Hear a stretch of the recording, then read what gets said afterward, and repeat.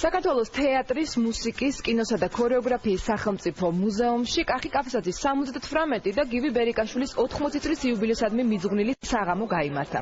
ხელოვნების სასახლის ეზოში წარმოდგენილი იყო მუზეუმში დაცული ფოტოსურათები მსახიობების პირადი ცხოვრებიდან და შემოქმედებიდან.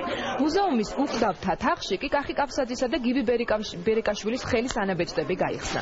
საიუბილეო ცერემონია საქართველოს პრემიერ-მინისტრი ბიძინა ივანიშვილი, კულტურისა და ძეგლთა დაცვის მინისტრი გურამ ოდიშარია, საზოგადო მოღვაწეები და მოწვეული სტუმრები დაესწრნენ.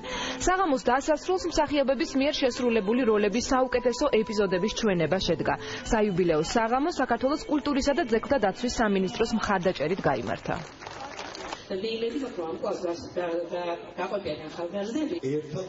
აღელვებული ვარ.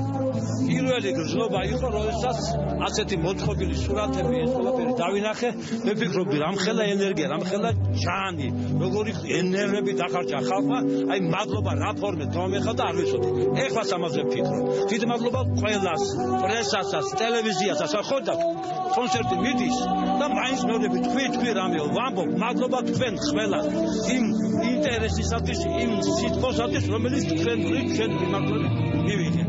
დღევანდელი დღე ისნავს, რომ ხარ ბედნიერი კაცი, შენი ნაწვალები ნაშრომ ესე დაგიფასო შენმა ხალხმა, შენმა ქვეყანამ. დაგაჯილდოს დიდი სიყვარულით, დიდი სიხარული მოგვაროს და მოგცეს ნარიო კიდე გააგრძელო შრომა და არ დაიხევ უკან.